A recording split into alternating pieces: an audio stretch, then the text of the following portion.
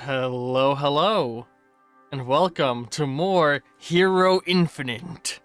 And today I'm joined by my friend. I should have asked this before I hit the recording button. What do you want me to call you on stream? I think Jade is good. Okay, just because some people don't like their name. Some people want to go by like their screen name. So yeah, I'm joined by my wonderful friend Jade. Yee, in Hello. the next It's issue. Oh yeah, sorry, you go ahead. I was gonna say it's good to be on here again with you again. We haven't had you since Torian left the group in Shadow Space. Go check out my Shadow Space series, going up every 3 weeks. Hell yeah.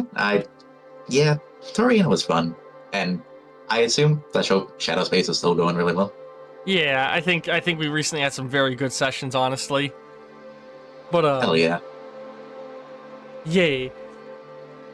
So new session of Hero Infinite, Radical Ruby. Yeah, newest issue.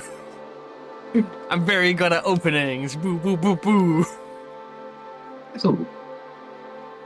Um, Uh, I think I'm realizing I don't like the part of it. Hang on. oh, There we go. I like that music more. So I'm using the City Skylines OST as the background audio. heck yeah. Um, I'm willing to believe you. I do have the stream up on my end, but volume very low. muted so that you're not having to hear your own voice. I get it. Yep. um. So yeah. Um. Words. I'm good at openings. the I love the obscene amount of hero points we have on the side for you because. So, for those wondering why the hell players are having variant amounts, players get rewarded hero points for, like, giving me good detailed lore backstory and for, like, providing artwork. And, you saw things like that wonderful thumbnail at the start that was made by, Jade here. You see, hello, books and smiles, hello, oh god, don't shoot. Hello. So yeah, issue 3 of Hero Infinite, Ruby Radical. Or, sorry, Radical Ruby. I'm good at words. We are just going to start to slide right into things as best as I can. I'm very bad at starting openings with new characters. Oh, that's okay. As a relatively new thing starting up, I'm looking. We'll find our footing together. So we open up within the city of New Liberty, the bustling metropolis at the northern end of the Evergreen Commonwealth, just across the bay from Justice City. And as we open up, we are, our establishing scene, we are entering into a record store. And what is the name of the record store, Jade? I hadn't come up with one. Chat, what's the name of the record store? Somebody name it. I like to let viewers and players name things. My first thought was like deep cuts. Deep cuts. Like cuts of music, but like that's my first thought. Alright, we can call it Deep Cuts. And so we move in on Deep Cuts record store for the records. That's a good suggestion from Don't Shoot. What do you think, Jade? For the records or Deep Cuts?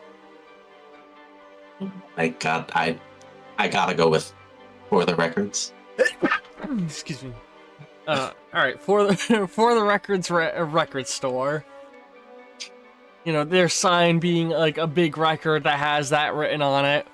And as we go in, there is a person sat at the counter working, and do you want to describe the way the person looks?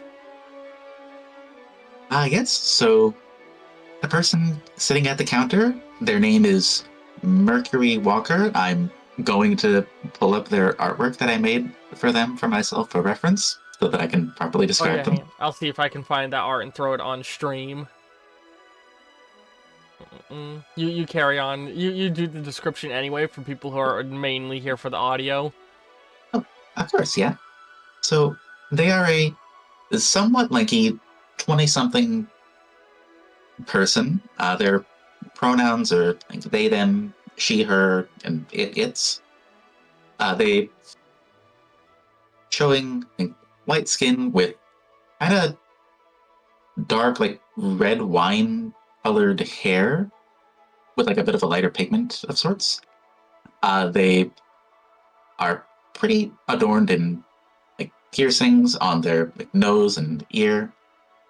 They are, while they would normally be wearing like a dark raspberry colored band shirt, they are currently wearing their like more generic work shirt attire with their name tag on them, along with like dark jeans as per the company dress code, and platform boots with pink laces, which are theirs and they will wear forever, no matter where they go. They also have like black nail polish on their nails. Yeah. I love the artwork. Well, you know, thanks. All right. Yeah, and what's their name? It's Mercury Walker. Yeah. Mercury, the name tag says Mercury Walker, and they're sat at the counter, and with them is a couple of their friends who are sat at work with them. Here, we're about to, so, for those who are unaware, with this setting, even though we're third episode in, I'm going to go ahead and mention it again, because this is the first episode of this character. This is basically bad fanfiction, the campaign, where every player was able to request a collection of fictional characters they would want to have appear within the setting. And so, the longer this campaign goes, the more like a bad fanfiction it's going to become, and I'm about to tick up that number by a bit. Sat with Mercury Walker is a couple of their friends who they made recently. There is the young man Miles Morales, a young black man just entering college who's very much into the street art scene and music. He is actually currently going to college to get a degree in graphic design and artwork. And they spend a lot of their free time, looking for good places in New Liberty City, or in New Liberty, to like tag and practice their street art, usually in abandoned corners of the subway or undersides of bridges. Yeah, I've seen. Mercury's seen some of Miles' street art and graffiti outside of work. It's very, very good. Yeah, and he's currently wearing like a loose-fitting T-shirt with the logo of a band he likes, and he has like, it basically pictures Miles Morales from the Spider-Verse films, and you got a good idea. I feel like most people who are watching this will have seen that movie, but short, curly, dark hair, trying to dress a little bit fashionable and snazzy. Moving on, next to him is also another friend of Mercury, Raz. How do I pronounce the last name? Aquato? Aquato? Yeah, Raz Aquato. Again, early 20s year, or mid 20s, like early to mid 20s aged young man. At the age where he should be going to high school, but is currently not.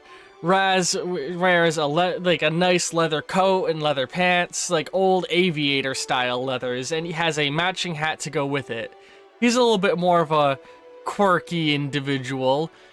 He's always had a high interest within the metahuman scene across the city of super soldiers and all of that, but he has a particular interest in the myths of psychic beings, and the stories of psychic people that exist within our world. And then the last one of the friends is Goombella, a young woman in her early 20s range, the same age that all of them are in, with long blonde hair pulled into a ponytail. She's currently dressed in just like some casual wear, you know, a baggy t-shirt, some jeans shorts, and she is going to college trying to get a degree in archaeology. She is also a double amputee. Having lost both of her arms in an accident in her youth, she now has a pair of prosthetics that she uses to perform most actions. That is the group we have sat around, all engaged in a conversation about the merits of different musical bands. Something that in a comic book would be a long dialogue that would help you get to know the personalities of all of these characters, but I don't know if I have the capacity to necessarily roleplay out very well. Good DMing. Hell yeah. That's okay. We can right, we can roleplay when we're able to within the session. Yeah, work it out. You know, like Raz very much talking about his interest in like slightly more obscure indie rock groups, and then like older rock groups like Cake, and his interest in that kind of music. He keeps trying to sell me on everything, and Mercury's not quite clicking with their work, but they get why Raz likes them. Yeah. And Miles Morales being very much into the rap and R&B scene, because he's also very much in touch with the culture of his group, being a young hip black man.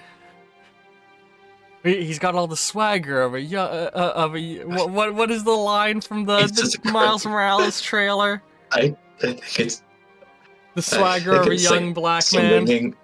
Swinging with the exaggerated swagger of a young black man. Yes, look up the gameplay trailer for Spider-Man Miles Morales. It is the funniest shit watching the developers try and talk about how Miles Morales is hip and cool and black. I don't think that was a developer, to be honest. I think that was a reviewer from IGN. Oh, maybe that's what it was. I only remember the clip at this point. I know I watched the original broadcast and was like, what the fuck? Yeah. The swagger of a young black man. It's just such a funny way of wording it. Yeah. Mercury has for sure found a lot of new and really good music from Miles that they wouldn't have found on their own. Yeah. And, then there's Goombella, who has, her interest is very much more in the pop scene. Like in her youth, she watched a lot of Hannah Montana, and that interest has never left her. She's very much into the pop singer vibe. Yeah, we're planning to see Olivia Rodrigo in 3 months. I think Goombella is the funniest character on this list that I've added so far, because I had to take a mushroom and turn it into a person. But yeah, you're all engaging in small talk and hanging out. It's they're more or less here because they don't have anywhere to be, and it helps your workday pass faster as you're all making plans of what you might want to do once you get out of work. Well, yeah, I think that's really good. I think there's also almost certainly a box of new records behind the counter that Mercury's boss told them to put in the shelves, and they completely forgot about it. Yeah, because you're just caught up talking with your friends. Yeah. The Miles and Goombella are able to talk a little bit about the stresses of college life, with the two of them attending a high-ranking university in the city. Meanwhile, I believe your character isn't going to college, right? Right. Yes. Yeah, they're not. You and Raz are just enjoying the out-of-education young adult life. Yeah. You and Goombella have both managed to get your own apartments. You presume Raz has as well, but nobody's ever actually been to Raz's house, and Miles still lives with his parents. Yeah, I think that all sounds about good. Yeah. But so you're all, just hanging out, shooting the shit, making small talk with each other. when your boss is going to like show up unexpectedly. They had already left for their shift, but they were like walking in through the front, and there's just that immediate pang of like, oh fuck, my boss is here. Shit. You Well, know, it's been fun, guys, but gotta get back to the job part of this job. yeah, they realize what's going on. And they all pick up and they're like, oh, well, everyone's like, oh, we'll see you later. Like established that you guys will go and meet at like the mall or a park or something after this place you were all discussing. And they all turn off and say goodbye. Just trying to like scatter a little bit before the boss notices them. But the boss has definitely taken notice of the fact that you're talking with what is definitely a group of friends. And he comes over and he's like, Before Walker. you ask, I was pitching album sales for them. So I was doing my job, you see. We're gonna do a charisma check. Do you have any stats that would aid with that? I gotta double check what. I think a What lot of your I- abilities don't activate until you're powered up. That's an issue. I do have attractive, but I hope that doesn't help in this case. Oh, I'd be very uncomfortable if it did. You're getting an extra die for attractive. God damn it. I'm gonna call this, session 1, a lot of rolls aren't gonna be difficult. I'm gonna call this a level 1 check. So you need at least one of your 6 dice you are rolling to succeed. You remember how rolls in Heart of Action work, right? Or do you need a refresher? That refresher would be nice. So I'm handling the rolls unless you want to do with them. I will allow players to roll themselves, but I've also had a lot of players say they prefer it when I do. Okay. On your average skill check, you will roll 5d10s with additional ones added by skills. In this case, an extra one for being attractive and your boss finding you attractive. Let's not hang up too much on the ethicality of that. If you roll a 2, 3, 4, or 5, you just get rid of that die and ignore it. It is a failing die. It doesn't affect the rest of the roll in any way. 6 through 10s are counted towards successes. So if I'm making this a level 1 check, one of the dice needs to be a success, rolling a 6, 7, 8, 9, or 10. If it was a level 4 check, 4 of the dice need to be successes. 1 and 10 have unique effects. If you roll a 10, you save it as a success, and then roll an additional die. If that comes up as a 10 again, you repeat. If it comes up as a failure, you just get rid of it. It's just treated as another die in the roll. And then the last one is, if you roll a 1 destroys one of your succeeding dice, reducing your success value by 1. Make sense? Makes sense to me. Good. Alright. And then, additionally, let's quickly go over what hero points can do, because this is the first opportunity you really have to use them. Hero points, or as they're called in the system in general, star points, but they're hero points for this campaign because fun and flavor. They're the little hero infinite logos on the side that you have like 31 of, I believe. The big ones are the initial 10 everybody gets, and the ones below are the bonus extra ones you've gained. At the start of every session, everybody's hero points reset to 10. So you're encouraged to spend them liberally, because they will always be refunded back up to 10, and if you have more than 10, well, too bad, you lose those. Sometimes I'll let extra hero points carry over to a later session. If you earn a couple right at the tail end of the session by being funny, like last session, Phantom Noir, Broditis made a couple of really good jokes at the end of session, so he's gonna get an extra 2 at the start of his next one. But generally speaking, you reset to 10 at the end of every session. And, they can be spent on the following things. Before you roll, you can, when you're declaring that you're performing an action that I would roll for, you can declare how many hero points you want to have converted into dice. These will be rolled as extra dice that cannot crit fail. So if you roll a 1, it's treated as a normal failure rather than a exploding failure, or a crashing failure, I mean. And if it rolls a 10, its 10 has the same effect of not being able to have a crashing failure. You can also use them. You can buy dice after you roll. So, like, if you roll and you failed, you can then be like, can I buy another 2 dice? But they have their price doubled, going from 1 hero point per die to 2 hero points per die. So, you know, they're less valuable, or they're more expensive after the roll is performed. Gotcha. You can also use them to ignore a disadvantage if you roll with disadvantage, or use them to ignore a 1 if you roll a 1. Resetting it back to a...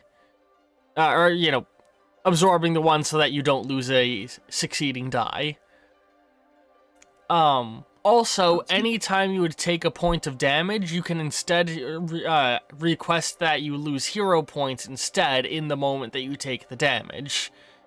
Allowing you to ignore the injuries. Gotcha. And in a similar vein, God, going over a lot of rules right now, sorry everybody. You can heal damage that you have already taken at a cost of 2 hero points per die healed. So, again, it's one of those ones of, if you do it in the heat of the moment, it's cheaper than if you later on decide, like, I don't like that damage I took, can I heal it? And then the last 2 things you can do with a hero point are, you can perform a major action. So for 5, on your turn, you get, when we enter combat, we get into turn-based actions, and you get 2 actions per turn. You can spend 5 hero points on gaining an extra action on your turn, allowing you to do even more within a turn. Oh, yeah. And then the last thing is, you can change a scene for varying price.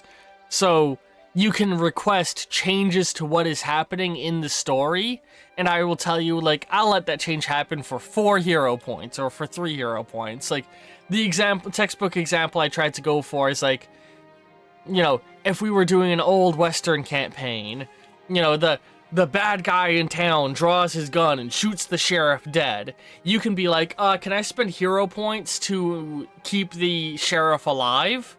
And I'll be like, alright, sure. For 3 hero points, the sheriff is shot and falls into a coma. And for 6 hero points, the bad guy misses his shot entirely and the sheriff continues to participate and fight. And if you want to spend 9 hero points, I'll say that the bullet ricochets, injuring the bad guy instead. So, like, you can spend points to modify the scene and make things happen different than how they're initially described. That sounds very good. And I appreciate you going over this, because there were a lot of mechanics about hero points that I forgot about. Yeah, and I know it's been a while since you played, which is why I was going through it all for you. You can earn hero points for doing artwork, for being funny and entertaining. You know, if you make a joke that makes me laugh hard enough, you'll get hero points. And you can also get hero points for choosing to fail a skill check that you had previously passed. So, like, if you succeed in an action, you can then be like, actually, can that be a failure? And I will reward you based off of how difficult the skill check was. So, like, if you passed a level 3 skill check and then choose to fail, I'll give you 3 hero points. Okay. And similarly, like, acting in character, if you make a decision that you as a player know is a bad idea, but makes sense for your character to do, I will give you hero points for that. So you're rewarded for not metagaming. But yeah. Oh, yeah? That whole Okay. spiel out of the way. Do you want to spend hero points on trying to convince your boss that you're doing your job? It's a difficulty 1 check, you're rolling 6 dice. I think I'll save my hero points, but I do love the mental image of Mercury explaining this system to their boss. This whole time. You don't need to understand that I have hero points because I'm the protagonist. Like, I feel... Your roll got 2 successes and a crashing failure, which brings it down to 1 success, which means you pass. Hooray! Your boss eyes you up suspiciously, but it's not worth the argument in their eyes, more or less, whether or not they believe you. And they then drift their eyes back and they're like, didn't I tell you to stock those records this morning? As they Oh, point to the milk crate full of records that need to be sorted out. yeah. I I was, I was I just know. coming to get something I forgot in my office. You better you get that done before I come in for my shift at the shift closing tonight. Been a busy day, but I'll take care of that. He goes back into his office, grabs or he does something in his office for a moment and then leaves, and you are left alone in the record shop, huffing and leaning on the counter. The place is often very dead, what with most people downloading their music online nowadays. Uh, Makes sense. Well, still got another hour or two, I think, until the end of my shift. Gotta pass the time somehow. And I think Mercury's going to put the records on the shelves now. Hmm. And as you start to sort through and stock the records, you say like you get maybe 2, 3 records in their place, sighing bored, and then you hear the sound of police sirens, and you look out the window as you see a cop car or a couple of cop cars go zooming by. The hell? Oh god, what's happening now? Hmm. I think Mercury's gonna. I'll go to the window and maybe pop outside the store a little bit just to see where the cars are heading to. So one initial car, it looks like one initial car zoomed by, and you see that car turning the corner just just as you get out and look out. The cop car is tailing after the speeding vehicle. The speeding vehicle looked like it was it was a big white van of some description. Oh, that's not good. I Windowless white van being chased by the cops is never a good sign. it, eh, it'll be exactly this busy tomorrow. What the hell? The Mercury's going to leave the records as they are Hmm. and dart into I I guess to that's the point. I think they're going to start tailing the police cars in the van where they're going. I'm pretty sure they have a scooter with them or a bike of sorts that they get to work with. Hmm. So they'll just take that, follow them. Alright, one moment. Oh man, I was gonna change the music. I'm trying to remember the name of the game I want to use the music from. What is that Sega Genesis game where you're rollerblading graffiti artists? Jet Set Radio. Yeah, that's the one. I feel like Jet Set Radio music is gonna be good for this scene, unless you can think of an. I generally go for game music because that won't fire off copyright claims. If you can think of I something more fitting, let me know. That does feel very good. I think at some point, Hi-Fi Rush music would also be very good.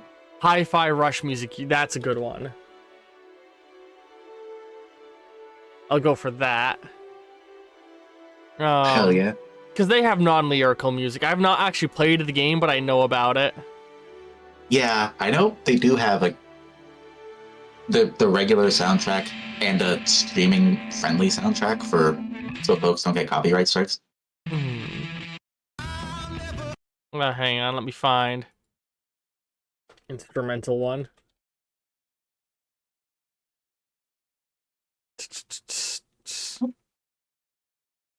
Hi-Fi Rush background music. There we go.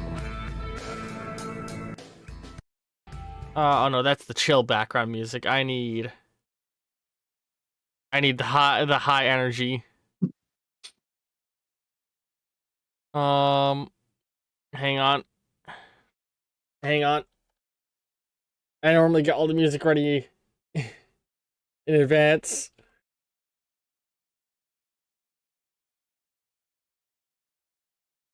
No copyright themes. Here we go.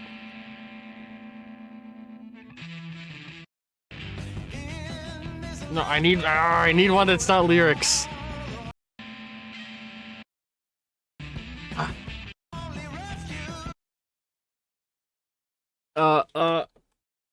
Quality content. I'm a good streamer. Instrumental.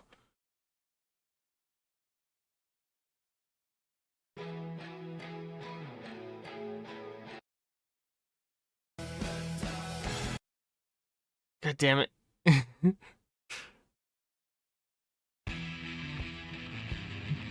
There we go.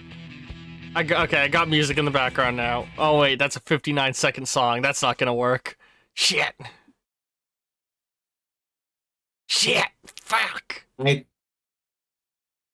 I still think Jet Set Radio will be very good if this is proven Yeah, sorry. much more difficult than it needs to be. I should be able to find Jet Set Radio music way fast. There we go.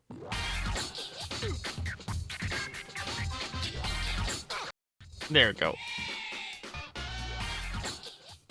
So yeah, you begin to run out after the cop cars, and what do you do? Go ahead and continue to describe the scene. Sorry, I fucked up the flow there. Oh, that's fair. So, I think, would you allow me to suggest that like Mercury brought a bike with them? Yeah, I think that to and that's from work? totally reasonable as a thing you would have. Yeah, so they're gonna. Well, first they're gonna lock up the store so that nobody can go into an empty record store, and then they're just like a hasty, like to the key to lock it, and then they're going to unlock their bike and immediately hightail it toward the cop cars. I'm just quickly looking at your power set again, so I know what you're capable of. Understandable. Oh yeah, you definitely got one of the. You got a very fleshed out ability list. It's good. All right, Thanks. yeah. So you're starting to like ride after them on your bicycle. Are you just like doing this as normal you, or are you gonna do stuff? Mercury's idea is that they're going to kind of suss out the situation and see what's happening before they decide whether or not to transform into Ruby. Alright, so I'm going to do sort of a general athletics check here in order to see if you can like catch up and keep up and start to follow on bike. And I'm going to call it a level 2 challenge. Do you have any skills that apply, and do you want to spend hero points? I don't. I guess technically, would athletics count? Athletics? Yes, that would. I did just say a general athletics check, so athletics works. Oh yeah, and I think I'll spend a star point. A hero point. Or 1 hero point. So, in total, you got 1 success and 1 crashing failure. Which means you got 0 successes when you needed... 2 successes. Do you want to spend more hero points? I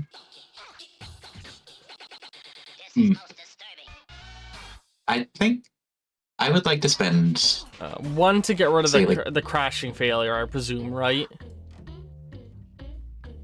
Yeah, I think 1 to get rid of the crashing failure, and did I spend a couple more to roll another die? Yeah, 2 more on another die. I figure that's where you're going with that. You are still failing, but you're still behind by 1 point because the die you bought did not succeed. Do you want to buy another die? I think at this point, I'll eat the failure and... I mean, you do have an absolute fuck ton of hero points. You make a good point. I'll buy 1 more die with 2 hero points, And then to stop myself from blowing the rest of them, if this fails again, I'll take the bus. That one succeeded. I have had moments Thank where God. one player had... There was one where a player had like 30 hero points and kept buying dice and kept buying dice. And we're just... They jumped all their hero points and still did not pass the check when they were like 1 point away from passing. God, that hurts. Yeah. That sucks. Like, I'm sure there's going to be a much more urgent check to make later in this session. Yeah. But this gets you caught up on this. So now you don't ride in the direction the cop cars went. You actually go in the other direction, and you turn through some alleyways and start to move in like a direction that you feel like they were generally heading in from what you saw, so you can try and like head off the chase going on. And Yeah. you ride out, like, you're cutting through alleyways looking, and you can see like the cop cars in your peripheral and stuff.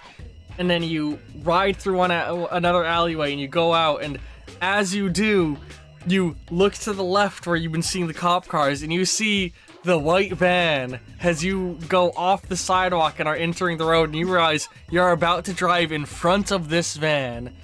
What is your way of trying to avoid this van? Are you just gonna try and speed up? Are you gonna try and brake and turn?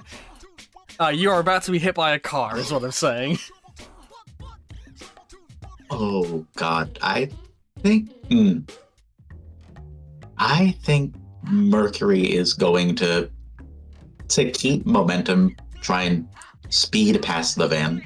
That is going to be a level 2 athletics check. I'm keeping the checks relatively low because session 1. Do you want to spend Gotcha. star points on this? I will spend a couple of star points on this. How many are you spending? Let's spend 2.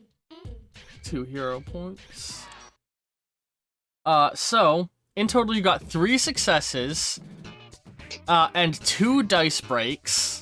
Bring it down to 1, but one of your successes was a bursting success, which rolled another die into another one, destroying itself, meaning 0 successes. Oh no. Also, the 2 hero dice you bought failed. Bum bum ba Damn it. Well, if you are hit by this car, the result will be the health bar disappeared. Sometimes that happens because OBS bugs when I update it. Give me a second. if you get hit by the car, this happens. Your health bar goes away and you're dead. End of campaign. Rip Ruby, it was nice to know you. Sometimes when I update the thing, OBS loses track of the file for some reason. So let's quickly go over your health mechanics. So as you can see, you have 3 hearts and a health bar. The health bar is more of a luck bar. Like, it's your heroic luck that allows you to narrowly avoid damage. Like how, it is why villains have stormtrooper aim in the comic books and can never hit their target. Because the heroes are lucky. You can survive getting 3 actual legit hits on you. Each one would likely impose an injury. So in this moment, what will happen is I will roll 2d10 and you will lose that much health.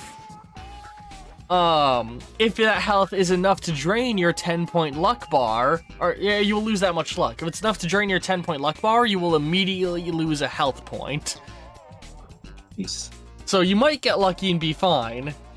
So, do you want to spend star points to it was only level 2, so that means that for 2 hero points, remove the 2 broken dice, you can successfully avoid this. There were 2 ones. I will spend 2 hero points to not get hit by a van. Yeah.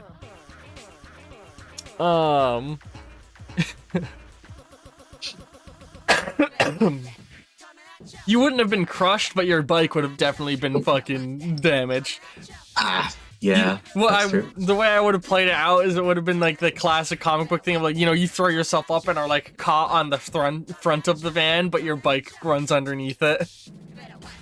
But yeah, you speed up and like the van narrowly nicks the back wheel of your bike, causing you to sort of wobble and have to self-right as you pull over to a stop on the sidewalk, narrowly being okay, catching your breath.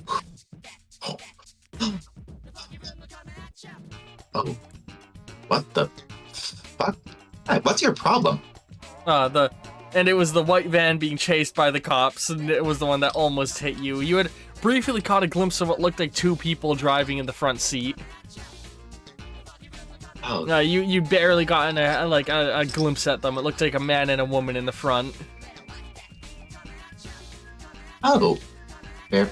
Okay, very interesting. I assume I see the cops continue to tail them too. Yes, yeah. Right as you stabilize yourself, the cops start to speed by, and then the van turns to the left and it's like, yeah, this is definitely a high-speed police chase against two people inside of a white van. Yeah, gotta be careful. I think Mercury will cut through the alleys, less on bike, more so like just carrying their bike so that they don't nearly get hit by traffic again. Yeah. Are you gonna transform at this point? Yeah, I think at this point Mercury is going to transform into Ruby while they're sneaking through the alleys. Yeah. Which I'm just gonna go ahead and throw up the artwork again. But yeah, do you want to describe how your transformation goes? Oh, yeah, so I think once, like, while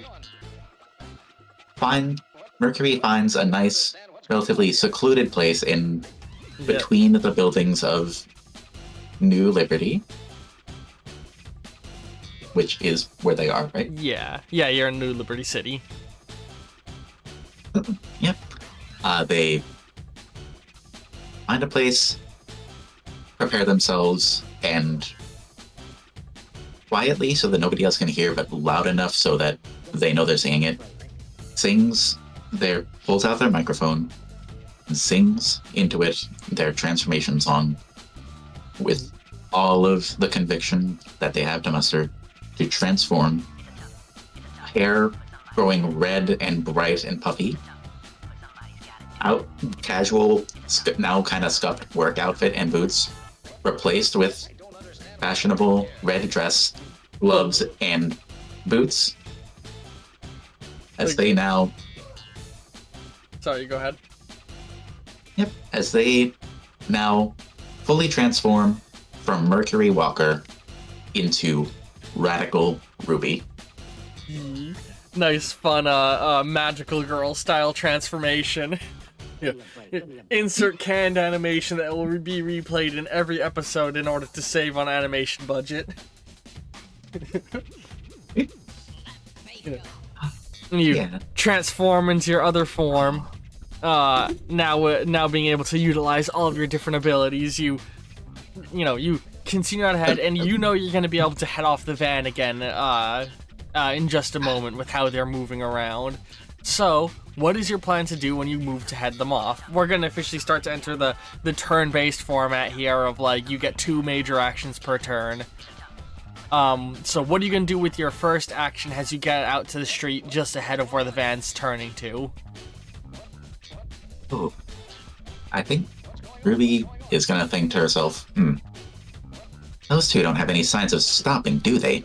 Well, someone's going to make them stop.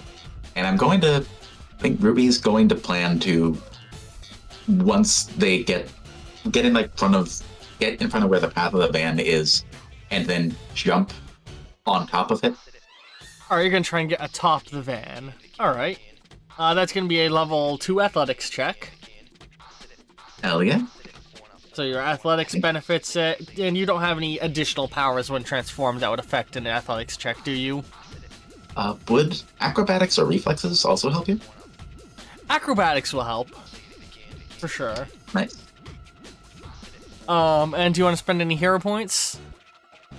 I'll spend 1. You're gonna spend 1? Yeah.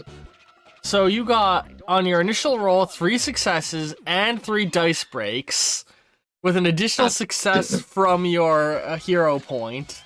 Meaning, in total you got 1 success, which is not enough to pass. If you spend a hero point, though, to get rid of one of the crashing failures, it is. I'm going to spend a hero point to get one of the crashing failures. Yeah, and remove that. I figured that's where I was going. Oh, god damn it, the UI disappeared again. But, there we go. So you jump out, you jump out in front of the van, sort of grabbing onto the mirror and swinging up and, like, hanging on, like, gripping the top of the van. And there's immediately a little bit of, like, a swerve and shake as you hear from inside, "Did you hit somebody?" "No, I don't think so." As you see the man leans his head out the window looking behind him, as you see that he's got kind of semi-long blue locks, like hanging like just at the above shoulder length, as he looks out concerned. The speed limit's 35, buddy. He looks up. There's somebody on our roof. Oh, I'll take care of it. And the woman hangs out the other side, and you see she has long, incredibly long red hair that, like, sort of seems to stick out in a way that almost defies gravity, very clearly heavily gelled, as she hangs out and produces a fucking Tommy gun. Although I should say it is a laser Tommy gun, because in this world, technology is slightly more advanced than ours, and they've developed concussive laser technology that is more. With the development of this concussive laser technology, it has led to a streamlining of gun laws. Because, the argument of self-defense doesn't stand as much when we have a thing that is just as functional as a gun, but is non-lethal. So as a result, actual real-life firearms are very hard to get a hold of. And she produces the laser Tommy gun, the RCW Laser Thompson, and points it at you. "Get off our roof!" or "Get off our roof, you hussy!" And she starts to fire it. What were you gonna say? Ruby's for sure going to make a remark to her. "Oh my god, we have the same colored hair." I wish I could get mine to stand up as well as yours does. I'm gonna give you a hero point for that. And you still have your second action before they can really get theirs off properly. I'm just giving you an idea of what she intends to do on the next turn. So it's a laser show you want, eh? Well, who am I not to join in? And I'm going to pull out my magical musical microphone blade, produce emanating the laser sword part of the blade, and I would like to prepare to parry any laser shots that come. Does the laser come out, or does the sword come out the bottom of the mic or the top? Like the part you're talking to? I was figuring the top, yeah. Okay. Yeah, so I can still have the little gemstone hanging from the bottom. Yeah. Alright, so you hold the microphone like a blade as the red laser sword comes out of it, and we're gonna go ahead and roll for your parry. The fact that you have the sword out is gonna give an extra die towards the parry. Do you have other skills that would apply? I think reflexes would for sure count here. Yeah, I agree with that. Anything else? Not that I can think of. No, maybe dancer or athletics, but I will say dancer would apply to a dodge check, but not a parry. Gotcha. Yeah. Oh. With the parry, is your intent to like knock a laser back at her? No, just to deflect it away from Ruby. Okay. The lasers are non-lethal. I want to specify that again, so you don't need to worry about like accidentally murdering a person. Gotcha. Good to know. So I'm gonna call it because it's a Tommy gun being fired at you, I'm gonna roll a die to determine the difficulty level. Oh, she's able to concentrate her shots very good. It is a level 5 difficulty. Do you want to add any hero points? I will add 3. So 3 hero points added. Okay, so you got 1, 2, 3, 4, 5, 6, 7, 8, 8 successes and 1 dice break. 2 of those successes were 10s, which produced 2 of the other successes. Hell yeah. I was like doing the re-rolls and all of that as we went. So you spent 2 hero points, so let me remove those. 3. Oh, you spent 3, right. Thank you for being honest. You know what? For being honest, I'm going to reward you with 1, so you end up with the 2 that you would have had if I miscalculated anyway. Or only 2 being lost. So, she begins to fire the lasers at you, and you like super fast to deflect the lasers away. And they don't quite deflect as much as absorb into the energy blade as you catch them. As you're able to match the frequencies, and therefore minimizing collateral damage, you know? And now we enter the next round of combat, and at this point, I'm going to officially, like, fully fold them into the turns action.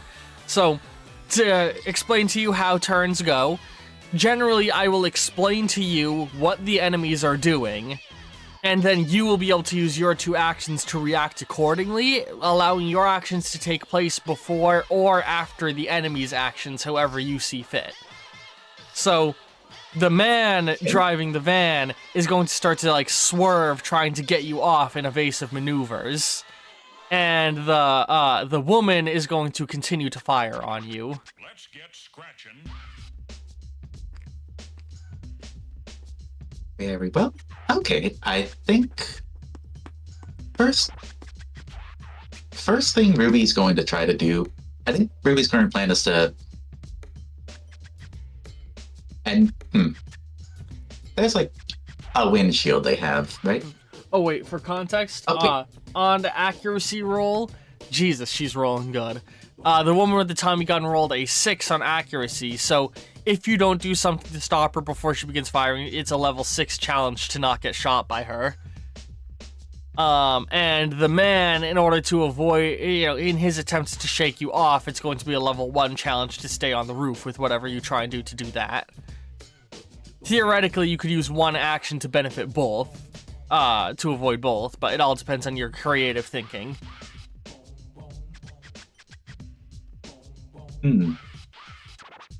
That would make sense. Like, my current creative thinking is for Ruby to move and kind of climb onto and hang off of the side of the van where the lady is. All right. I think And we'd call that a dodge action. yeah, and then I think Ruby will use her other action with her blade to stab or destroy the Tommy gun. All right. So a dodge action to move to the side of the van, and then an attack action to cut the Tommy gun up. All right. Yep. So let's roll the dodge real fast. Acrobatics and dancing are both going to benefit this, as well as reflexes. Hell yeah. Anything else you can think of? I don't think so. All right. And any hero, or do you want to spend any hero points on this? I don't want to spend any hero points on this because I want to get at least 1 roll successful this session without using any hero points. So 1 success to stay on the van, and 6 successes to avoid getting shot at all. And every success shy is 1 luck point of your health bar lost. So like if you only get 5, then you will take 1 damage. Okay. And you rolled 5 successes with a dice burst, so let me roll that burst and see how that changes things. The burst was a failure. So you got 5 successes, which means unless you want to try and buy more dice, you are going to get grazed by the energy gun, losing 1 luck point. I'll take the damage. All right. You could buy another die for 2 points, or you could absorb the damage immediately with 1 hero point.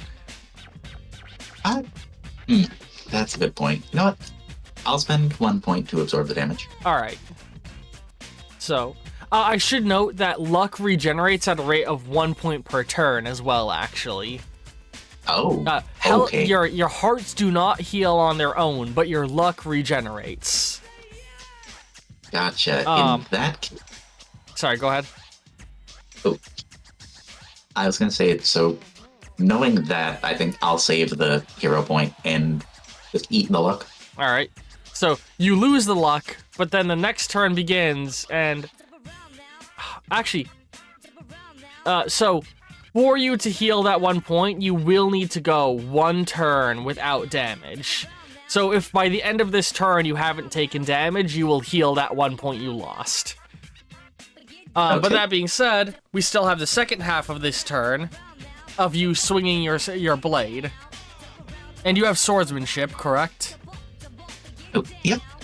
Alright, and do you have any other skills you think would benefit it? The sword itself grants at least 1 die, I know. How many bonus dice does the sword give? I know we have this written down. I think just currently +1 die when using the blade. Alright, yeah, and that's a thing you can level up over time. Yeah. So I think that's good for now. Oh, I don't think I have. your microphone can produce hard light that can shapeshift into any weapon and grants advantage on all actions performed with it. Okay, so it's not just a normal die, it's an advantage die. That's the important note. An advantage die can't crit fail.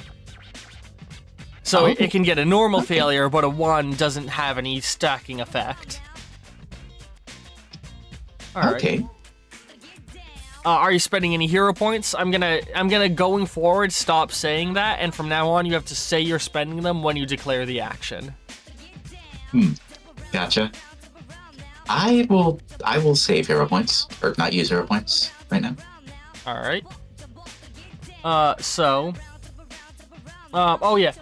Well, actually, before you declare that fully, I'm gonna say that to cut her gun out of her hand is going to be a level 3 check. Or no, level 2 check. So do you still spend none, or do you want to spend them knowing the difficulty level? I will still spend none. All right. You got 3 successes, 4 successes, sorry, one of them being a 10, so let me roll the 10.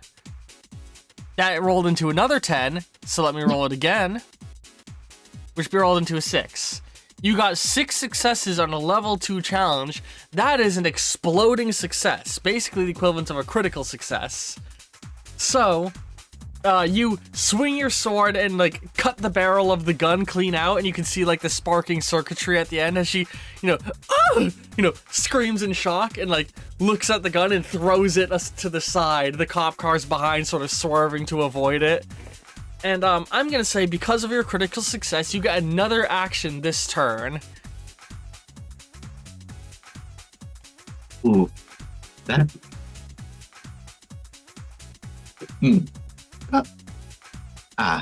Well. Sorry, trying too hard to think of a punchline. A witty punchline. It's okay. Yeah. Wow, that was pretty explosive. Now I think it's time for a showstopper. And now I am going to use the blade to puncture one of the tires.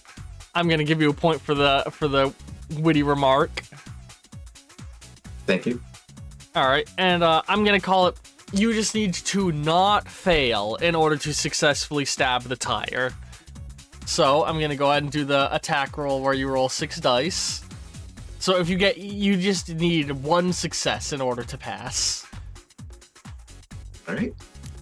You only got 1 success, and it was a 10, and it rolled into a 9, meaning 2 successes. So you swing your tire down, or your sword down. Do you cut a front tire or a back tire? Assuming that I'm by the window, I'm cutting a front tire. All right, you cut the front tire, and it pops and it begins to grind on the asphalt. They're swerving the car. James, get this thing, or can you drive this thing straight? I'm trying my best, Jesse. As we've now just dropped who exactly it is you're fighting.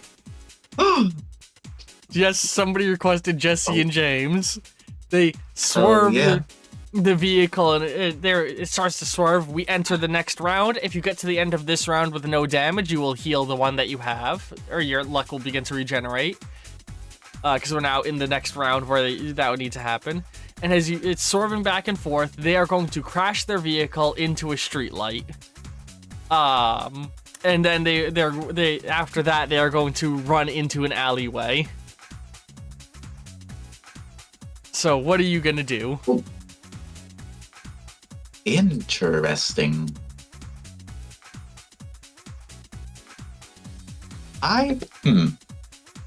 If you do not either brace for impact or get off the vehicle before it crashes, you will take a degree of damage. You will take a die of damage. Interesting. And I have 2 actions, right? This turn, or do I just have the one? You have 2. It's a new round, so you get 2 actions. Yes. Okay, so I have an idea for what I would like to do. First, I would like. Wait. I'm realizing that I do have sonic shockwaves, but I can't use those to like push people places, can I? The shockwave. I think it's reasonable to say that you can push people with it. Okay. In that case, I would like to use my like low note, because I assume we're all in the same stage or area of combat. Yeah, you are all on the same stage. Yep. To basically like push Jesse into James through the door that on James's side, out of the van, so that they're basically like knocked out of the van and can't run into the alley. Okay, so basically you're gonna kick them out of their own vehicle before it crashes. Yeah, and after that, whether or not it works, I'm going to jump off of the van and away from where it looks like it's going to crash. Alright, hang on. I'm just skipping the song that started playing because it has lyrics, and I don't like that. That's distracting to me. So low range, no. Shockwave, that can damage all. Rolls with an extra die. Okay. So you would be rolling 5 dice plus 1 for the low wave shockwave's benefit. That's another lyrics song. Come on. God dang it. Okay, I'm just gonna go back up to the top of the playlist. There we go. I was gonna say we could probably drop Pretense and play Pokemon. No, that's probably super copyright struck. Yeah. Never mind. Nintendo music is the most sketchy to go for. Most game music they don't give a fuck, but Nintendo does. Yeah. Let's look at the funk. Your singer skill would benefit this, because this ability could directly use as singing. That's why I was checking to make sure. I gotcha. Alright. So that means you're rolling 7 dice on what is a level 1 difficulty. Cool. And the result of that is you got 4 successes and 1 dice break, which is enough to pass. So you swing over to the window, bring your mic up, and you sing into the microphone a shockwave of music, sending both of them flying out the other side. And then you said the next action you're gonna do is to basically jump off the vehicle toward them. Yeah, or at least just away from the vehicle. Alright, so let me do an acrobats reflex check of difficulty 1.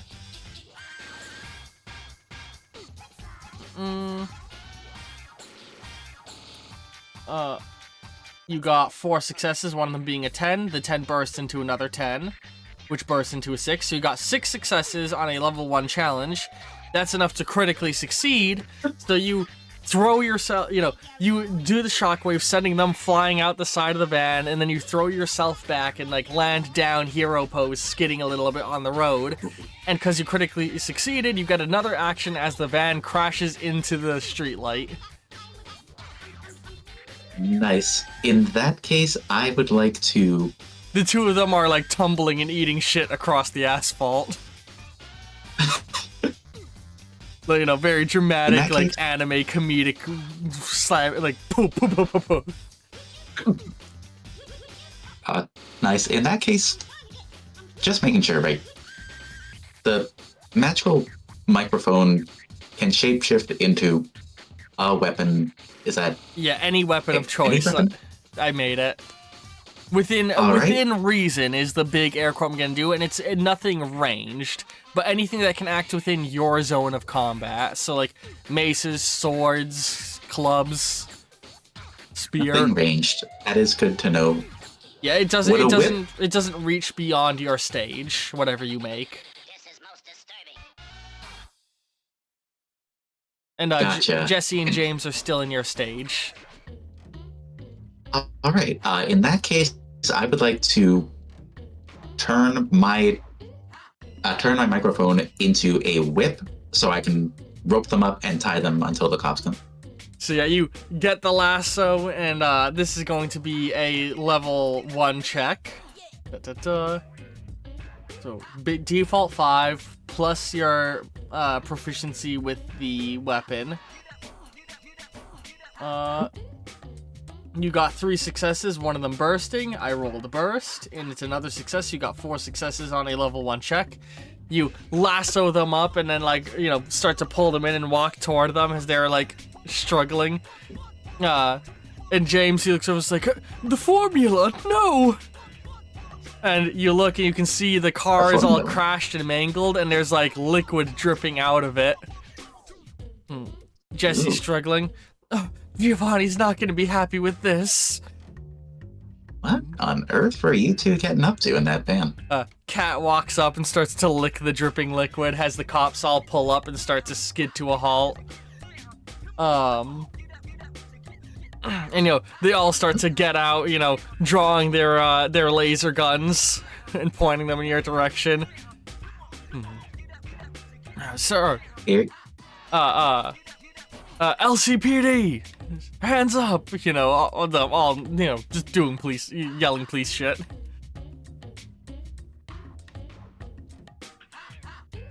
I guess Ruby will put her hands up with her hand on the whip still. I don't know about them regarding the hands up thing. Yeah, well, their hands are tied up because of your lasso. The two of them just like, oh, hanging their heads down low, all upset. Yeah, while we're resolving this whole chase, you might want to do something about that cat by the van. They look over and they're like, oh, you know, the cops going over is one of them looks over and they're like, hey, you're Radical Ruby, the new hero on the block, aren't you? That's me. Thanks for the intervention there. These two managed to intercept a shipment of experimental super soldier serums. Ugh. Heard pretty bad things about that. If it got into the wrong hands.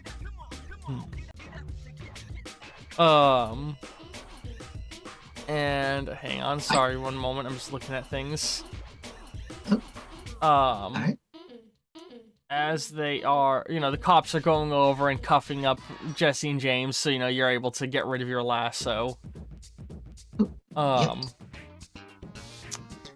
one of the cops is like, you know, technically we're supposed to bring you in since you're a vigilante. And this is going to be a charisma check of, so long as you don't critically fail, you pass it. So 6 because of attractive. Do you get any more bonus dice when you're transformed? Is there anything listing that? Not outside of attractive, no. Alright. So yeah, you just need to not critically fail. Do you want to say something when he says that, or anything to like flavor it?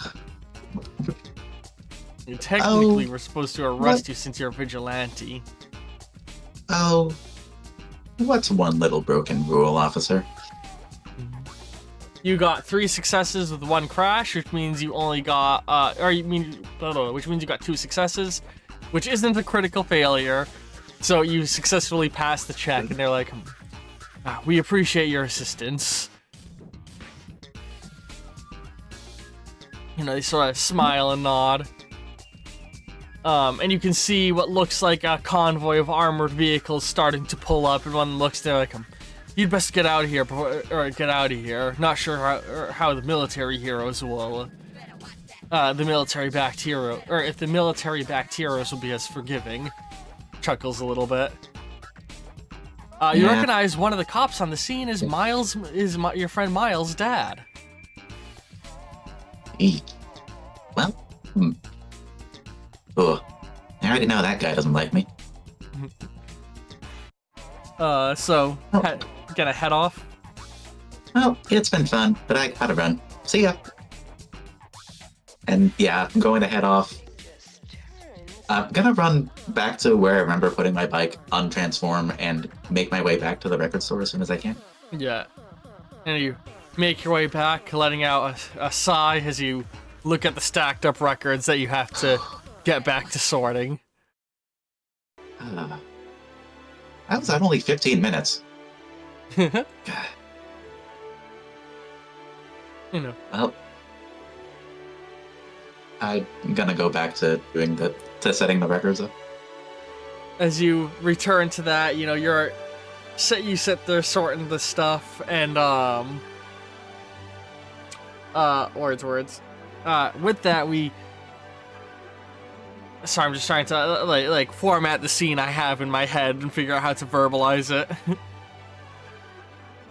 You get back to trying to sort all of that as Team Rocket are getting loaded into the back of the cop car, and the cat that had licked at the dripping formula scurries away.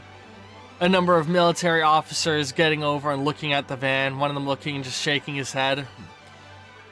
Do you know how he leans onto the car that Jesse and James are on the back of. Do you know how expensive the experimental formula you just destroyed was? Well, it's not like we were trying to destroy it. Yeah, we were trying to steal it. You two are going to be going away for quite some time. Past the back of the cop car and stands up straight. And he looks to one of the cops.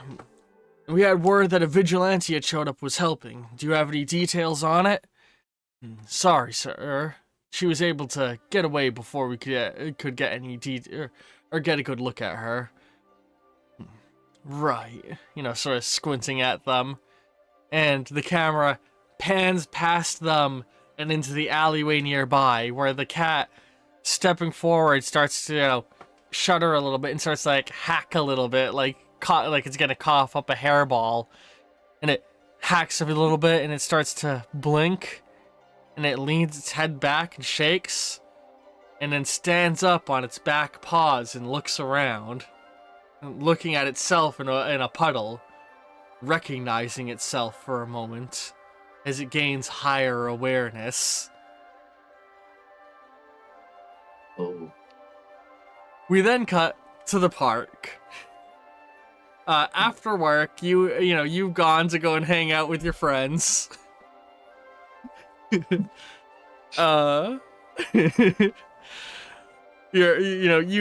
Miles, Goombella, and Raz are all hanging out at the park. Goombella looking at her phone. Did you see what happened just a couple blocks away from your job? I wish. Would have been more interesting than not setting up the records. Hang on, look What at happened? this. And she's gonna bring up a news thing, and hang on.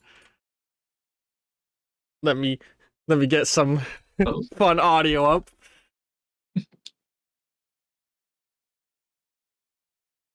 She begins to play a news feed.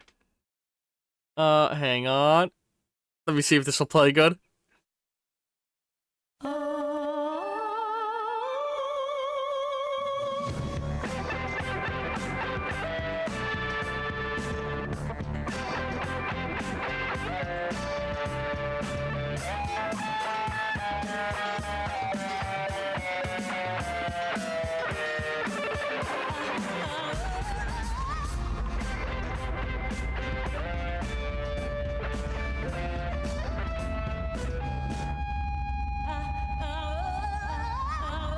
I think we can reasonably assume that in real time the newsfeed's just taking a long time to buffer on Goombella's phone.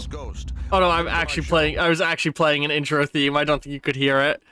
Oh, The intro sorry, theme of the yeah. news has it then cuts to, or has it, the intro plays to the talk show of the famed talk show host and former superhero, Space Ghost, Coast to Coast. Space Ghost God. here, broadcasting live from the moon. News to breaking news story from breaking news story from New Liberty City in the United Colonies today. Has a pair of criminals working for the Rocket Mafia, in the area, had intercepted and stolen experimental new super soldier serums that were being transported. Who knows what the gang would have done with this dastardly formula, but luckily, the vigilante hero Radical Ruby was spotted on the scene, as it's showing footage people caught on their phones of you intercepting it. Spotted on the scene, stopping the vile villains from succeeding in their dastardly heist. A lot of controversy is abound about the vigilante heroes that have been springing up as of late, inspired by the works of the great early heroes of the 1920s and the government-backed super soldiers, such as myself, of the last couple decades. Many people questioning, is this okay?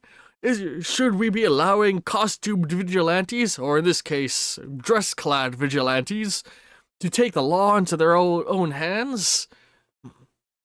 While it may be a controversial statement for me to say, this Space Ghost says, yes. Space Ghost, are you saying yes, it's okay, or yes, you're not okay with it? Huh? Oh, yes, I am okay with heroes. More citizens should stand up for what's right and justice. Right and just.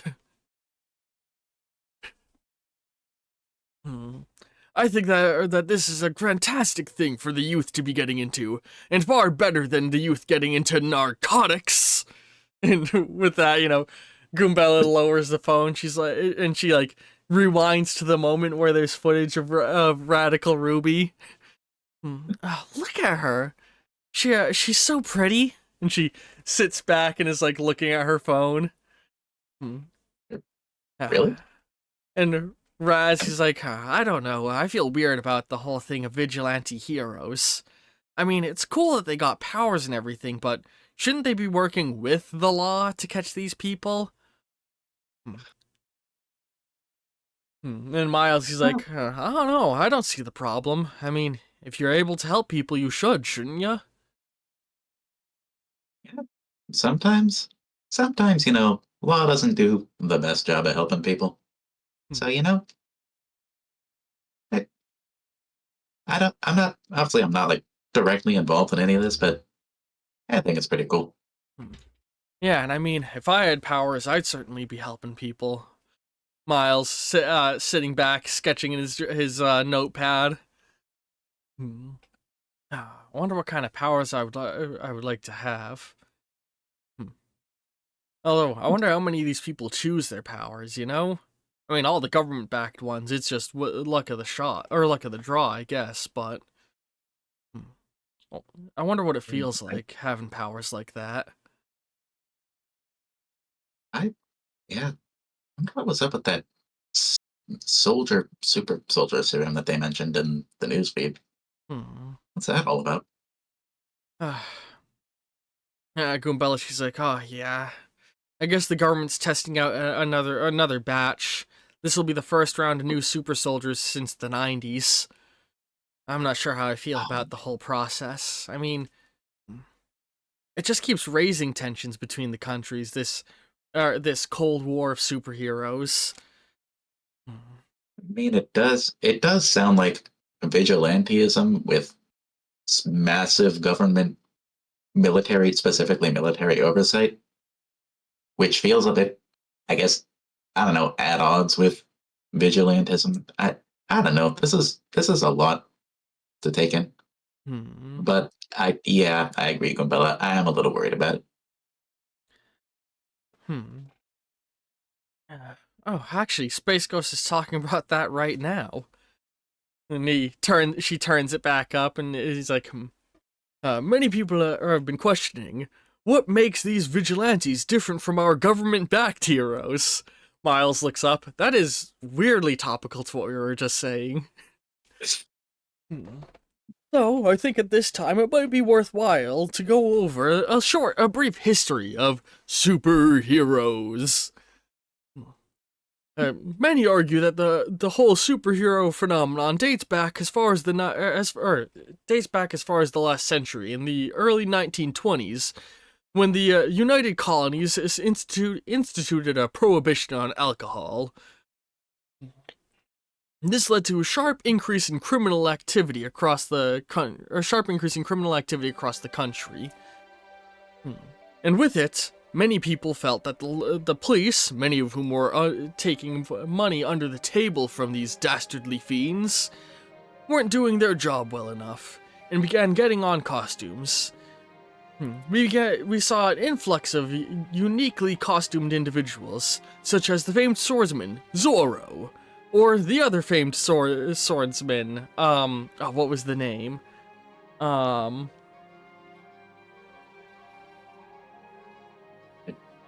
the other famed swordsman, the Riz. Or sorry, not the Riz, the Ritz. The famed swordsman Zorro, or the Ritz. Now, these were merely just normal everyday people who felt that they could help protect citizens, taking up arms with whatever they could, swords, guns, and some even using simple martial arts to fight the criminals. Many of these individuals died due to being vastly outnumbered by the criminal empires they were standing against, but many others helped to bring down these individuals. In fact, the famed hero, the Ritz, even helped the at the time burgeoning Central Investigation Unit bring down crime boss Al Capone. That was the start of it all. Then everything changed when war was declared. Overseas, the Second Great War began in Duggerland, as the country of Latvia began to try and rapidly expand into surrounding regions, and they began what was known as the first Super Soldier Serum program. Of course, we know now it was just hardcore methamphetamines that they were giving to their soldiers, but it was enough to put a fire under the good and just United Colonies government. And they, along with many other countries, began their own super soldier programs. This ultimately culminated in the ground invasion of the country of Nippon, in which the United Colonies debuted the first ever super soldiers into that region, revolutionizing warfare. Has super soldiers changed the flow of battle. Thus began what many call Ooh, thank you for the raid, Mizu. 6 just raided with 5 viewers. Yee! We're doing a superhero tabletop campaign, and I'm doing a lore spiel. That's really sweet. I did partly think you were saying that in universe as Space Ghost. Space Ghost getting a raid. For context, I described this campaign in essence as bad fanfiction in the campaign. So currently, Space Ghost has a talk show in which he's talking about the history of superheroes. As has Mercury, Jade's character, is hanging out with their friends Raz, Miles Morales, and Goombella. That's the kind. I hope that helps set the tone. Yep, and for clarity, that's Rasputin, the character from Psychonauts, not Rasputin, the historical figure. Yes, Rasputin from Psychonauts, Miles Morales from Marvel fame, and Goombella from Paper Mario are all hanging out with the player and watching Space Ghost Coast to Coast on their phone. Which, again, I feel like really establishes the insanity that this campaign has. No, not Rasputin from Anastasia, Rasputin from Psychonauts. Although somebody could request Rasputin from Anastasia, and I'd allow it, because it's a fictionalized version of a real-life figure.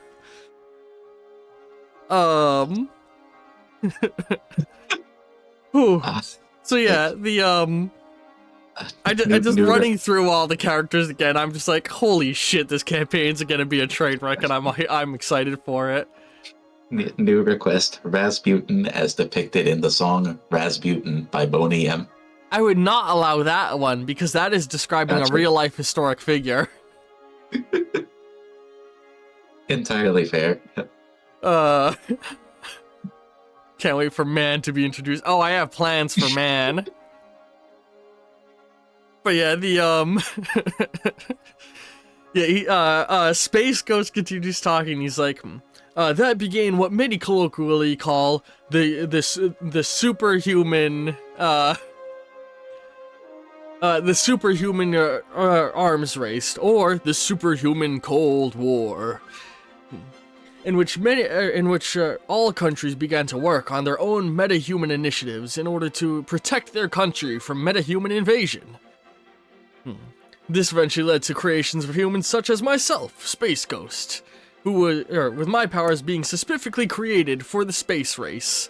Of course, the negative drawbacks of my serum is that I can now no longer return to Earth, as my anatomy has been custom tailored for life in the vacuum of space. Hence why I now live here, on the moon, the 52nd colony of the United Colonies of the New World. Has its sole inhabitant and governor. As he turns and salutes a flag of the United Colonies. Anyway. At this current time, the government, the United Colonies government has openly stated that they have begun testing of a new super soldier serum that they hope to begin debuting in order to help with the war going on in the Middle East and the increased military activity of Latvia. And amongst this, many people have expressed concern over whether or not these metahumans are actually necessary or even moral to be setting loose in war zones in in so-called lesser countries or third world countries that do not have their own super soldier programs. Now, I for one think it is terribly racist to refer to a third world country as lesser, but that is beside the point. I personally think that to defend liberty and justice, we need to use everything we have available, and that includes the vigilante heroes. And that's why I call out to the governors of the governors of the Evergreen Commonwealth and the Commonwealth of Wales to officially deputize these vigilante heroes, as they did all the way back in 100 years ago in the 1920s. Though that is just one Space Ghost's opinion. You know, your friends all sitting and nodding to what he's saying, and Miles said something. He's like, heck yeah, I think that these heroes really should be taken more seriously. Honestly, I like this guy. I appreciate you showing us clips of him from time to time, Gumbella. Yeah. Like his live feeds. Certainly better than J. Jonah Jameson and his shitty show. Yeah, fuck that guy. I am perfectly comfortable learning nothing about that man. Did you see that he was on the news insulting the two new government sanctioned heroes? But God, I'm trying to remember the name. I'm trying to remember the name of the characters that were in the other session. It was with a D. I'm good. I'm a good note taker. Yeah, Bobby was one of them. It was Bobby and... Oh my god. Not Dobby. Hang on. I think that person is that person online. They are not. I think I think they sent me the name in writing. I should have copied it into my notes.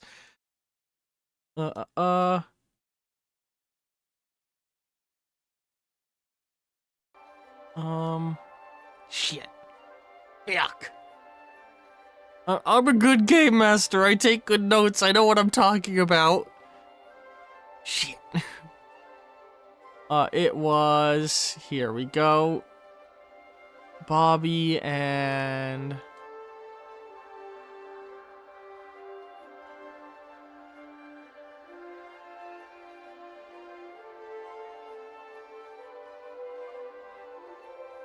Oh, hang on. Oh, holy shit, my computer's fucking up. Oh, Yeah, so if the audio gets skippy, apologies. okay. Dallin. There we go, Dallin. Oh. Okay. Yeah, the heroes Bobby and Dallin. Oh no, you're good, chat. Yeah, he was insulting those new heroes, Bobby and Dallin, and they went and took down a two-story frog that was attacking the pier. I swear, Jeez. there's nothing that can make that asshole happy. I know, right? You know what's the problem with giant frogs? Can you imagine if that thing had made it further into the city? Goombella shudders a little bit. Still, though, those two new heroes are really interesting. As she starts, like, pulling up some stuff on her phone. Apparently, that Dallin guy got his start as a government-sanctioned hero. Fighting out in the Middle East. Then when he came back, he was a hero back on the mainland for a while. But he transferred here recently after his official work with the military ended. But now he's being sort of, he's still being hired in order to help with things. Kind of like, well, I guess exactly what Space Ghost is talking about. Government-sanctioned vigilante. And now they gave him that robot for some reason. I think it's because people online were complaining about not wanting a non-government backed hero. And so the robot is a government robot to keep tabs on him.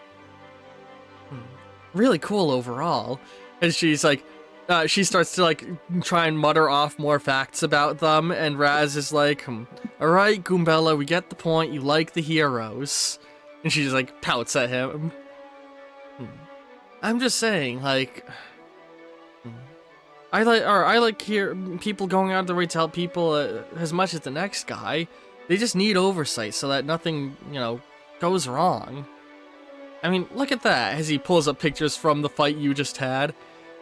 They crashed into a streetlight. That's gonna cost taxpayer money. Come on, like you pay taxes, Miles says to him, and Raz glares at him. They're putting chemicals in the... Sorry, I'm looking at chat and laughing.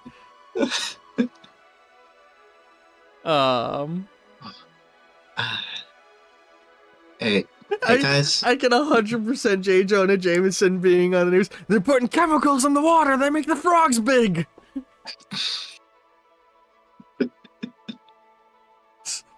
Sorry, but yeah, what were you gonna say? Guys, this conversation's been very nice and all, but I think we could maybe move on to something else if you all don't mind.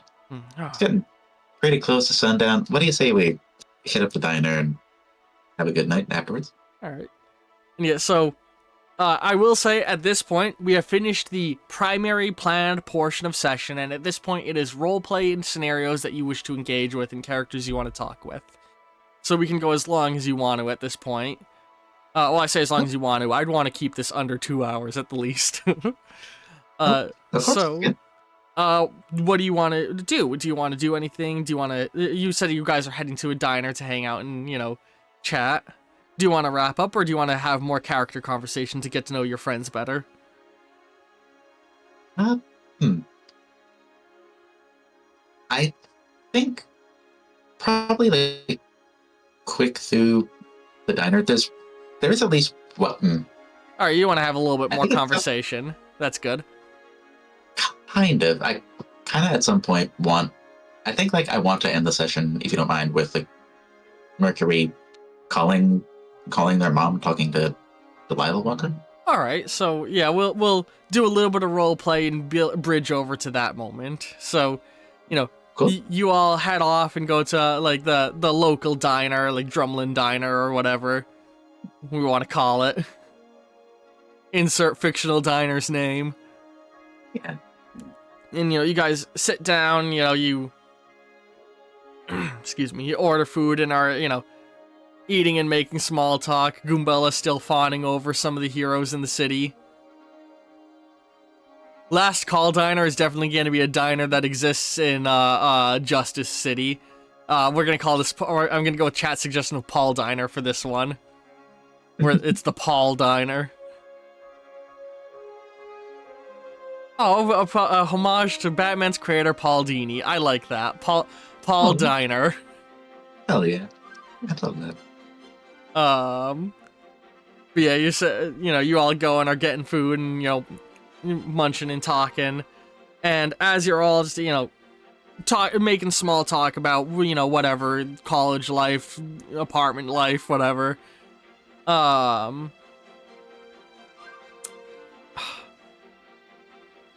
just thinking about exactly how I want to play this out, because so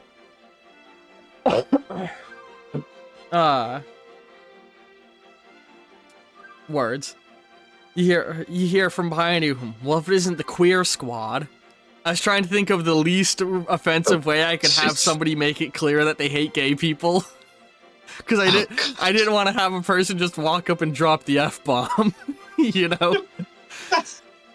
So you just hear, if it isn't the queer squad, and you look over your shoulder to see a group of people all dressed in punk goth attire walking over, looking very angry, as you recognize them as former friends of yours. Jesus Christ, not these assholes again. Goombella immediately squints angrily, immediately has the I'm about to fucking throw hands face. I'm about to literally takes off her prosthetic arm and whips it. Can throw hands. Looks immediately gives the ready to fight look. I not yet. Keep the arm on standby, though. These guys will probably do something to deserve it. And one of them goes over and drapes their arms around you, and I immediately swat the arm away. I'm gonna throw out how would you feel? I want to make sure this is okay with you about a antagonistic character dead naming your character, or do you not want that to happen? Admittedly, I don't want that to happen. Okay. I wanted to make sure that we were on the same page with the setup there. Because Thank you. I want to establish these people as pieces of shit, but I don't want to actually make a player uncomfortable, because I've mistakenly done that in the past. I appreciate checking in and making sure. Thank you. Yeah, so they go over and they're like, they drape their arm around you and they're like, how's life going on the other team, huh, loser? And you say you immediately shrug them off. Yeah. It was one of the girls walked over and draped her arm on you. Well, going quite well. We're about to eat. Just the four of us. We have no room for any more people. One of the guys is like, oh, come on, sure you can't make a little bit room? And he puts his hand, he sort of grabs Goombella's cheek. Maybe we can have a lap seat. And unbeknownst to anyone at the table, but in the view of the viewers, the readers of the comic book, Raz, squinting, flicks his hand a little bit, and a walking by waitress, her tray slips from her grasp, and she spills some shit all over the guy. Goombella was getting ready to punch him in the face when the woman spills an entire tray of food on the guy. He's like, oh, what the fuck? Backing away and trying to shake off his shirt. Norman's just like, oh, I'm so sorry, immediately apologetic and trying to, she feels bad, is trying to apologize, and immediately the group's attention turns from all of you to the waitress. As they're all like going to her, and I was like, hey, what the hell? Making a mess of his shit, making a mess of his drip. I think as the only person at the table here who is at least okay enough with interacting them, I'd like to get up, step between them, basically like separate them from the waitress, let her go on her way, and say, do you guys have anything better to do right now than just antagonize people? So as you say that and are in between them, you then hear from behind you, hey, punks! And you look over to see the diner owner, Paul, is looking out. I don't want you causing any trouble for my customers or my staff. So you can either sit down and accept the fact that a mistake was made, or you can leave.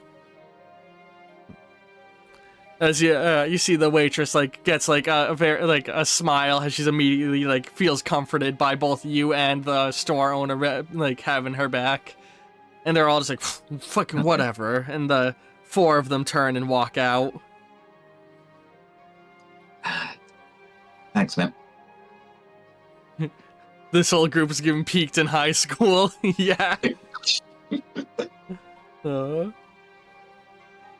So they walk away, and Goombella's just folds her arms. Souls. I don't get why they still have a problem with you. Well,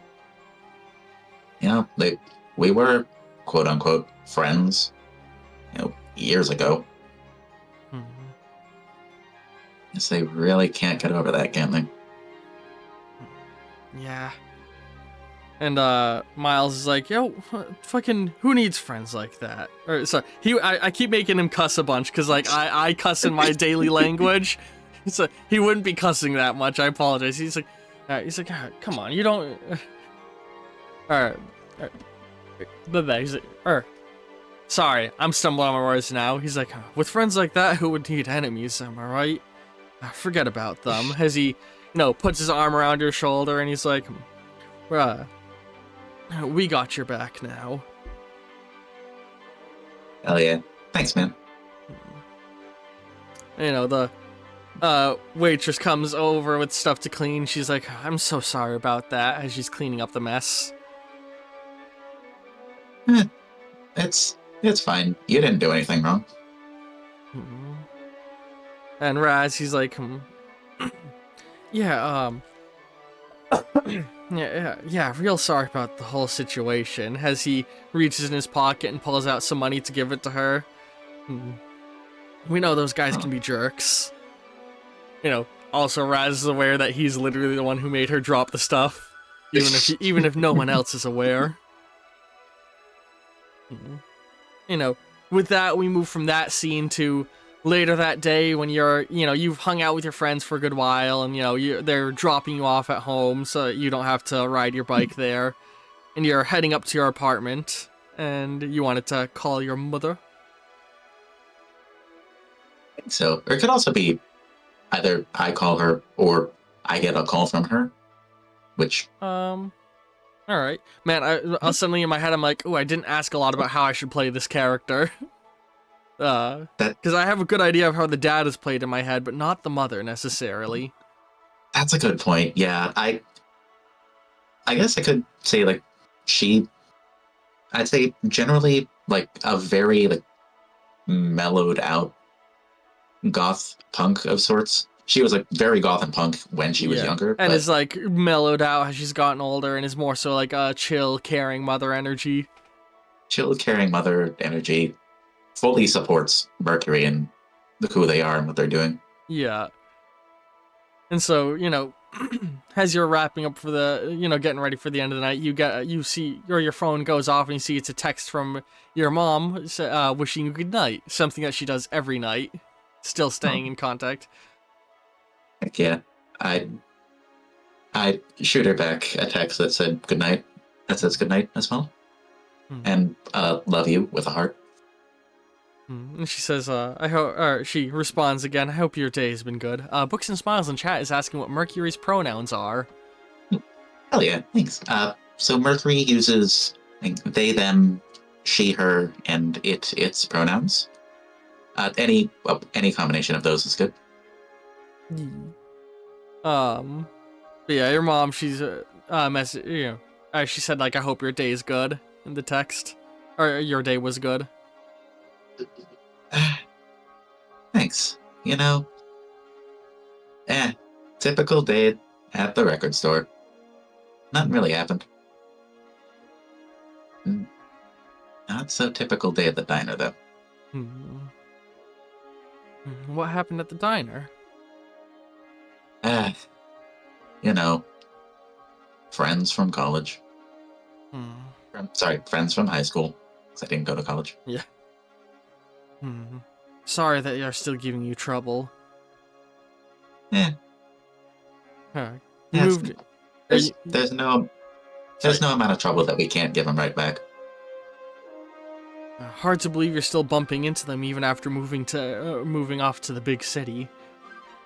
Yeah. Honestly, it feels like they're following me. Hey, if you need, I can always send a message to your dad. He can show up and cuff them. Though you may need to lower them to the docks first to get them into his jurisdiction. Thanks, but I don't want to send him to prison. I just want him to leave me alone.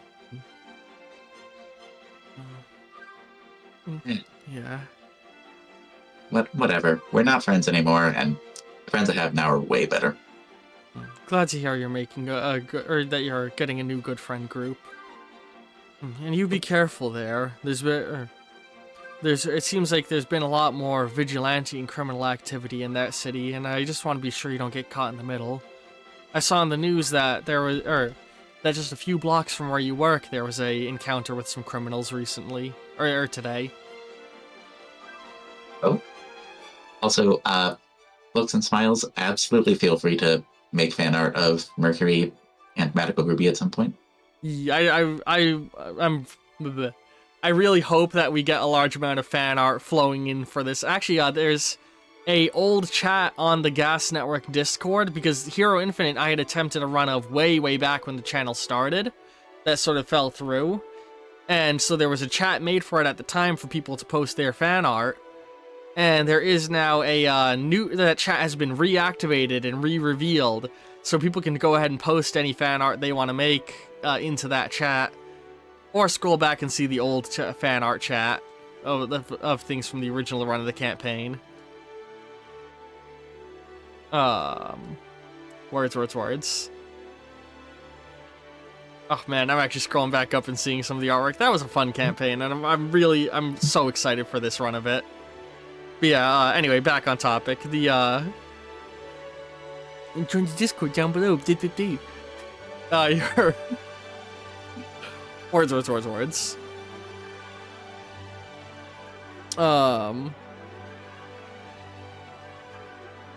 But yeah, she mentioned that there was a villain or a criminal encounter not far from your work, and what was your response again? Like, pretend. Actually, wait, no, they would have. I think just responding, yeah, heard about it from Gumbella. Honestly, might have been dangerous, but honestly, it seems pretty cool.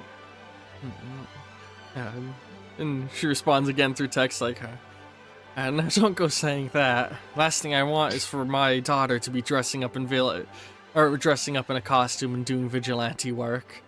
If you ever see anything like that happening, you keep your head down and get as far from the situation as you can, okay? You need to let people like your father handle situations like that. I appreciate the concern, Mom, but also I can guarantee that if Dad was there, that truck would have crashed into a building and not just an innocuous wall. I mean, if your dad was there, probably would have been sinking to the bottom of the bay. I'm sure if my dad was there, he might have gotten a good lick of the serum that fell out of the van. I'm just picturing the artwork you have of him, and like in my head, like him kneeled down on the street level next to the cat, just licking up the soldier's serum. Just like, come on, I need to have better strength than this. But yeah, your mom, she responds with like a laughing person gif, and it's just like, well, you should turn in for the night and get some sleep. Thanks. Will do. Good night, Mom. You know, you lay back to relax, and then we cut to the police station where Jesse and James are sat in their prison cell, you know, all just like, oh, Giovanni's gonna be so upset with us if he even pays our bail. This could be the third time we'll have to hire lawyers for us. This isn't good. And then, you know, just off to the side, a cat paw karate chops one of the cops, knocking him unconscious. Grabs the keys. We hear the sound of the keys jingling as the key is turned and the cell opened. Jesse and James look up, blinking, as a cat stands on two paws looking at them. Hey, you two are the ones who were driving that van, right? Are you seeing what I'm seeing, James? That depends, Jesse. Are you seeing a talking cat? That's right. And we span the camera around too, Meowth the cat swinging the keys around his finger, and we end session there.